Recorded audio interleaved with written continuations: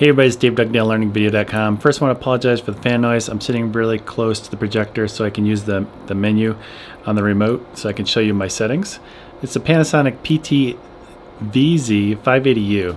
It's a #1 seller on B&H, probably because it's really a high output projector. Comes in around $1,200 and it can do 5,000 lumens output. So instead of giving a review of this projector, because I am no expert when it comes to projectors, perhaps I could be more helpful to the YouTube audience by showing you what settings I've used and why.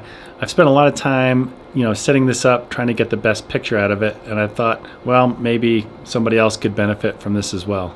Before I get into the projector settings, I want to make one suggestion on what you feed into the projector. If you're a Windows user like I am, I'd suggest not using the free VLC player that's very popular. It screws up the colors way too much, and I could not figure out how to get them to be correct. I tried several other players, and the one that ended up matching my calibrated monitor, because basically I've got the projector in my office and I got my monitor, and I would look at both of them and run through different players. The best one was, I believe, just the default movies and TV app that Windows provides for you. One other thing before we get started, the way I'm using this projector is to use it outside, a very large outdoor screen, about 15 minutes after sunset. That's usually when I start the movie. I'm also at 5,800 feet elevation, which actually makes it harder on me to run this projector, especially in the summertime, and keep it from overheating.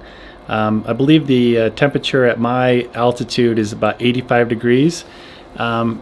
If you're at a lower altitude, you can run this projector much hotter. I think up to a little over 100 degrees, I believe. What I'm going to be doing is show you all the different settings that I've changed or I've tried to change. So starting off with picture mode, I've set it to standard. I've tried all these different ones. Let's see, we've got dynamic. That didn't work very well for me.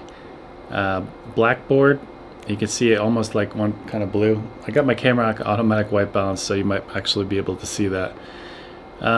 We got whiteboard and neutral, and then back to standard. Standard, when I would look at my reference monitor to this, my calibrated monitor, each time I tried it, standard was by far the most accurate in terms of colors. All right, moving our way down. Didn't test contrast, brightness, sharpness, color, temperature, gamma, iris, daylight view. This actually comes default on, I believe, either auto or on. And it really screws with your contrast. It gives it kind of almost an HDR look.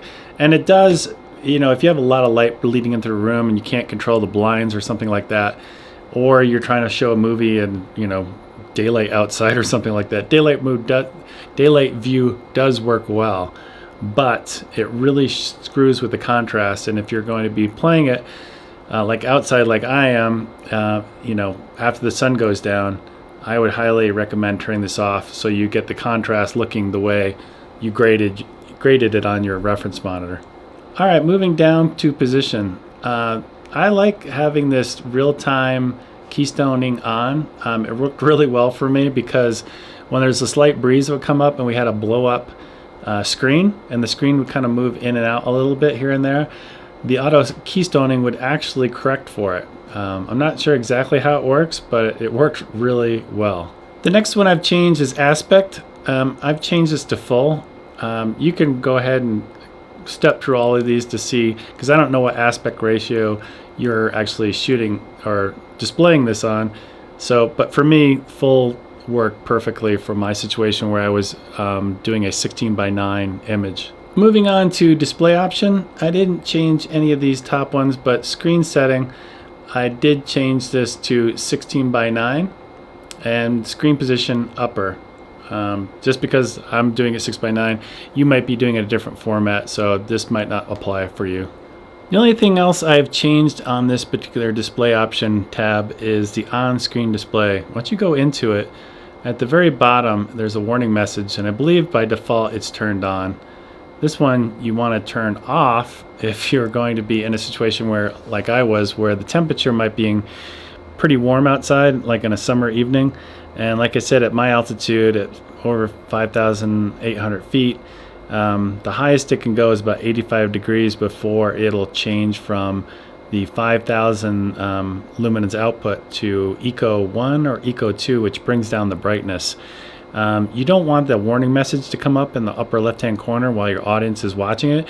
You would rather just, if it's going to do that, you know, as it's getting darker and maybe the projector is overheating, it'll automatically switch to that lower one. And if you're sitting next to the projector like I was, there'll actually be a temperature light. It's a red LED on top of the unit. You'll actually be able to see it rather than seeing it up on the screen and it kind of taking away from your video or your message you're trying to convey.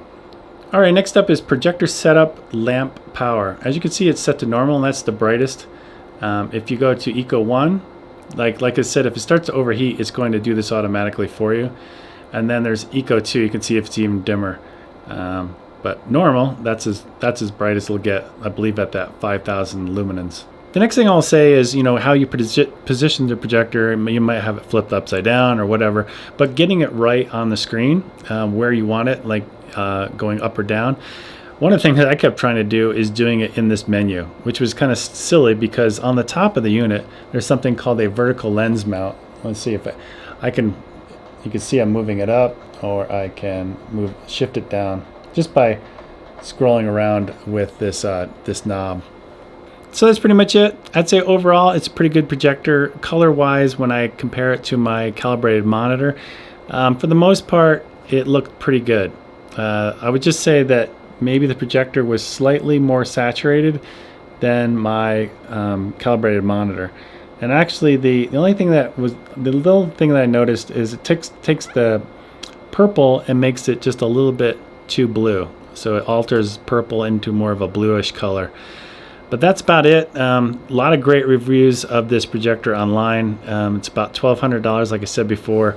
A lot of output, and it sounds like a lot of people are really happy with it. Again, I'm not any sort of expert on projectors, but I just thought if you got one of these, maybe a Panasonic brand, and it's the first time setting it up, maybe this video will help you out. All right, talk to you guys later. Bye.